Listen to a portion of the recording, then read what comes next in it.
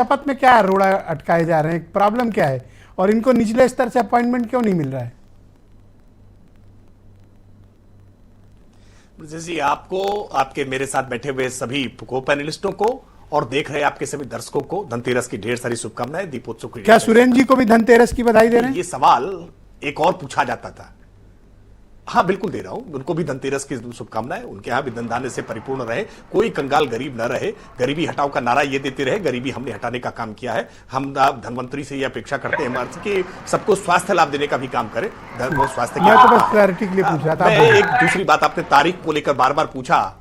आपने अरुण जी से बार बार पूछा कि तारीख क्या है, डेट क्या है, डेट क्या है। मुझे याद आ गया, ऐसे ही तारीख पूछा करते थे सुरेंद्र राजपूत जी, हमसे रोज बैठ करके तारीख पूछा करते थे कि रामलला हम आएंगे, मंदिर वहीं बनाएंगे, लेकिन तारीख नहीं बताएंगे। बताई ना, भारतीय जनता पार्टी तारीख बताती है, इसमें कोई संशय करने की स्थिति नहीं है। हम डंके की चोट पर तारीख बताते हैं, कहीं मुंह नहीं छुपाने वाले हैं। जो कहते हैं वो करते हैं, इनका क्लैरिटी जो करते हैं वो दिखाई पड़ता है। इनको डेट बता दो, संशय की अवस्था नहीं है। आज यार उनको डेट बता के इनका मसला क्लोज करो। देखिए ब्रजेश जी, मैंने कहा ना, उचित समय आएगा, उचित समय आएगा, उचित समय आएगा। और मैं स्पष्ट तौर पर कह रहा हूं, कम से कम विशेष तौर पर ओम प्रकाश राजभर जी के लिए, वो राजभर करने के लिए नहीं है, केवल राज करने के लिए भर नहीं है।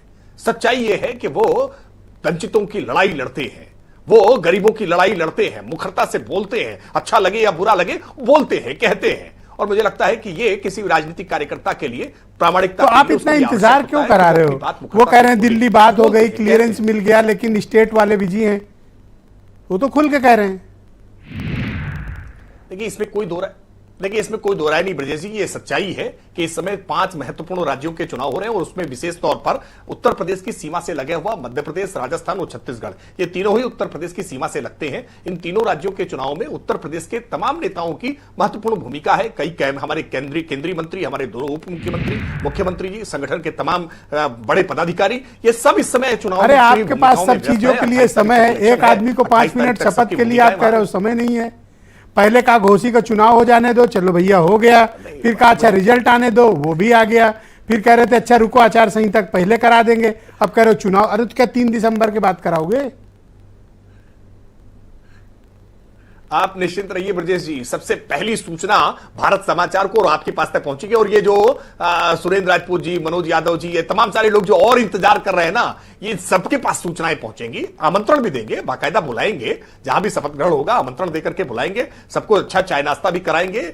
ये शपथ ग्रहण होना है, इसमें कोई संशय नहीं है। और यह संवैधानिक व्यवस्था है कि केंद्र में अगर मंत्रिमंडल में किसी प्रकार का कोई फेरबदल होना है, कोई उसमें जोड़ घटाव करना है, तो प्रधानमंत्री जी तय करते हैं, राज्य में तय करना होता है तो मुख्यमंत्री जी तय करते हैं, पार्टी के साथ परामर्श करते हैं, उचित समय पर निर्णय लेंगे, तारीख बिल्कुल बताएंगे। जैसे हमने भगवान श्री राम के मंदिर की तारीख बताई है 22 तारीख। आज सुरेंद्र राजपूत जी तारीख बताओ, तारीख बताओ, बता दी हमने। ये निचला स्तर वाला शब्द ये क्यों इस्तेमाल कर रहे हैं?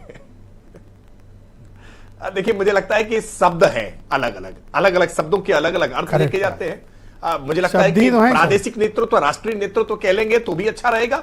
निचला के बिना नीचे के ऊपर नहीं हो सकता है, निचले से ही ऊपर जाता है आदमी। लेकिन कुछ लोग नीच कहने लगते हैं, तब आपत्ति होती है, जैसा प्रियंका जी ने प्रधानमंत्री जी की जाति को लेकर कहा था। ओके, निचला स्तर पर आपको कोई आपत्ति नहीं है? नहीं, मुझे नहीं लगता है निचले स्तर पर, मध्यम। मैं मनोज यादव को आमंत्रित करता हूं, समाजवादी पार्टी के अलग अलग अर्थ है। बहुत शुक्रिया।